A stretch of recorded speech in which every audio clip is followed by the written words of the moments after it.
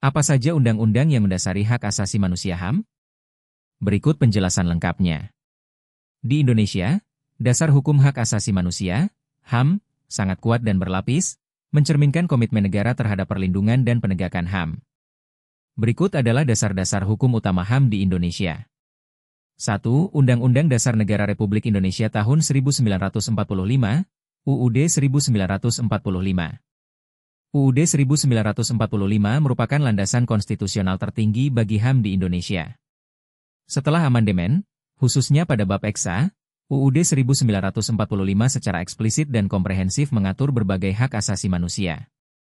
Beberapa pasal penting antara lain.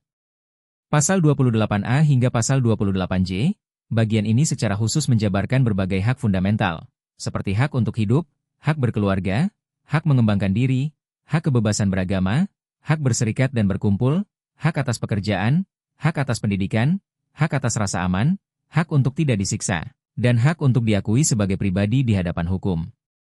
Pasal 28I ayat 4 sedih. Menegaskan bahwa perlindungan, pemajuan, penegakan, dan pemenuhan hak asasi manusia adalah tanggung jawab negara, terutama pemerintah. Pasal 28J mengatur kewajiban dasar manusia, yaitu setiap orang wajib menghormati hak asasi manusia orang lain dan tunduk pada pembatasan yang ditetapkan oleh undang-undang untuk menjamin pengakuan serta penghormatan atas hak dan kebebasan orang lain. 2. Undang-Undang Nomor 39 Tahun 1999 tentang Hak Asasi Manusia.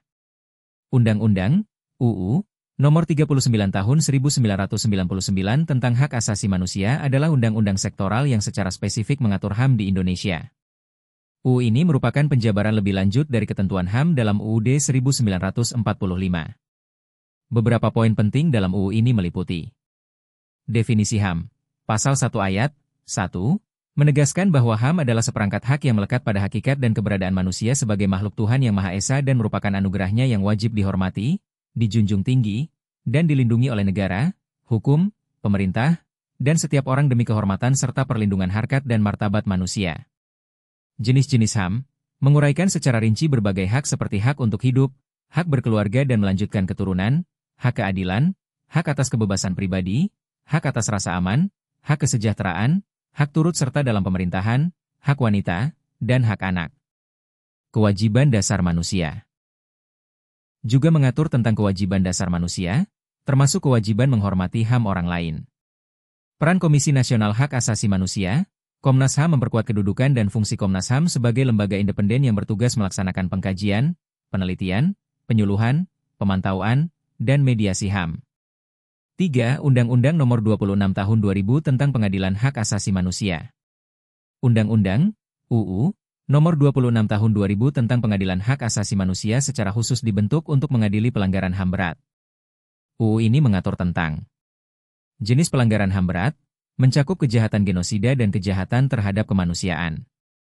Pembentukan pengadilan HAM, menentukan pembentukan pengadilan HAM di lingkungan peradilan umum. Yurisdiksi. Memberikan yurisdiksi kepada pengadilan HAM untuk mengadili pelanggaran HAM berat yang terjadi setelah berlakunya undang-undang ini, serta mengatur kemungkinan pembentukan pengadilan HAM ad hoc untuk pelanggaran HAM berat yang terjadi sebelum UU ini berlaku. Perlindungan saksi dan korban, mengatur hak-hak korban dan saksi, termasuk kompensasi, restitusi, dan rehabilitasi. 4. Ratifikasi instrumen internasional HAM. Indonesia juga telah meratifikasi berbagai instrumen hukum HAM internasional, yang kemudian menjadi bagian dari hukum nasional. Ratifikasi ini dilakukan melalui undang-undang, antara lain: Undang-Undang Nomor 11 Tahun 2005 tentang Pengesahan Kovenan Internasional tentang Hak-Hak Ekonomi, Sosial, dan Budaya, ICESCR meratifikasi perjanjian internasional yang mencakup hak atas pekerjaan, hak atas standar hidup yang layak, hak atas pendidikan, dan hak atas kesehatan. Undang-Undang Nomor 12 Tahun 2005 tentang Pengesahan Kovenan Internasional tentang Hak-Hak Sipil dan Politik, ICPER meratifikasi perjanjian internasional yang mengatur hak untuk hidup, hak atas kebebasan, hak untuk berpendapat, dan hak untuk berpartisipasi dalam kehidupan politik.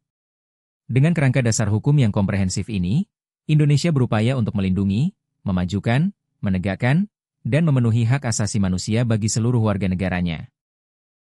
Namun, tantangan dalam implementasi dan penegakannya tetap ada, dan ini menjadi tugas bersama bagi pemerintah dan masyarakat.